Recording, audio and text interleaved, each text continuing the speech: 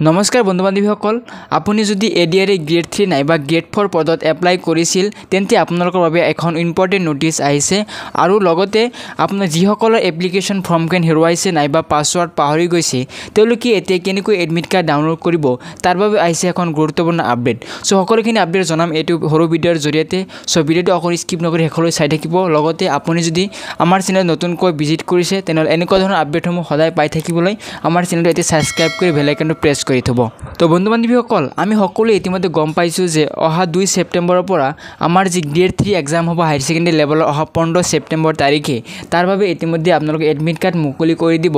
আৰু সেই admit card মুকলি কৰি দিয়াৰ পিছত আমি সকলোৱে জানো যে এডমিট কাৰ্ড ডাউনলোড কৰিবলৈ আমাৰ এপ্লিকেশ্যন নাম্বাৰ আৰু পাছৱৰ্ডখন লাগিব। এতিয়া যিসকলৰ এপ্লিকেশ্যন ফৰ্ম প্ৰিণ্ট কৰাৰ সময়ত হয়তো প্ৰিণ্ট কৰা নাছিল নাইবা এপ্লিকেশ্যন ফৰ্মখন হেৰুৱাই গৈছে আৰু পাছৱৰ্ডখন পাহৰি গৈছে তেওঁলোকে টেনশ্যন কৰিব নালাগে।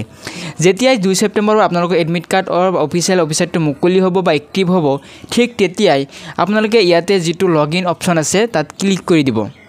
আৰু তাৰ পিছতে আপোনালোকে এনেকুৱা এখন পেজ অপেন হ'ব আৰু ইয়াতে আপোনালোকৰ এপ্লিকেশ্যন নাম্বাৰ আৰু পাছৱৰ্ড দিব লাগিব আৰু তাৰপিছত আপোনালোকে এডমিট কাৰ্ড ডাউনলোড কৰিব পাৰিব। কিন্তু আমাৰ হাতততো কোনো ধৰণৰ এপ্লিকেশ্যন নাম্বাৰ নাইবা পাছৱৰ্ড নাই। এতিয়া আমি কি কৰিম? তাৰ বাবে আপোনালোকে ইয়াতে তলত যিটো ফৰগেট পাছৱৰ্ড অপশ্যন আছে এই অপশ্যনটো আপোনালোকে ক্লিক কৰি দিব।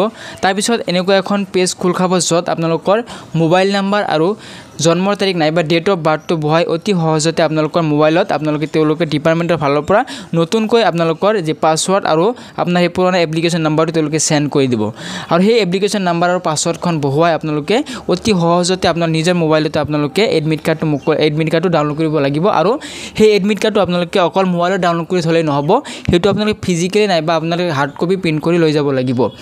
আৰু আগন্তুক দিনত আপোনালোকে এই পৰীক্ষা কেনেকৈ দিব লাগিব, লগতে আপোনালোকে কেনেকুৱা কিছুমান নিয়ম তেওঁলোকে ধাৰ্য কৰিব, সেই নিয়মকেইটা আপোনাৰ এডমিট কাৰ্ড লিখা থাকিব।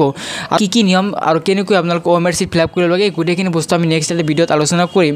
তো যদি আৰু কোনো ধৰণৰ প্ৰব্লেম হয় আপোনালোকে নিশ্চয় আমাক কমেণ্ট বক্সত সুধিব, আপোনাক নিশ্চয় সহায় কৰা হ'ব। লগতে আৰু আপোনালোকে এইবিলাকৰ কাৰণে আপোনালোকে কোনো টেনশ্যন কৰিব নালাগে। আপোনালোকক যেতিয়া কোনো ধৰণৰ প্ৰব্লেম হ'ব আপোনালোকে আমাক কণ্টেক্ট কৰিব নাইবা কমেণ্ট বক্সত কমেণ্ট কৰিব, আপোনালোকক নিশ্চয় সহায় কৰাৰ চেষ্টা কৰিম। তো আপোনালোকে যদি ভিডিঅ'টো ভাল লাগিছে লাইক কৰিব, কমেণ্ট কৰিব, লগতে চেনেলটো ছাবস্ক্ৰাইব কৰিব যাতে আমি আগন্তুক দিনত এডিআৰইৰ কাৰণে বহুতো ভিডিঅ' আহিব লগা আছে, বহুতো ইনফৰমেশ্যন দিব লগা আছে, সেইখিনি আপোনালোকক অতি সহজে দিব পাৰোঁ। লগতে আপোনালোক ভালদৰে পঢ়ক, সকলোকে শুভেচ্ছা জনাইছোঁ। তো লগ পাম নতুন update. Till then take care. জয় আই অসম।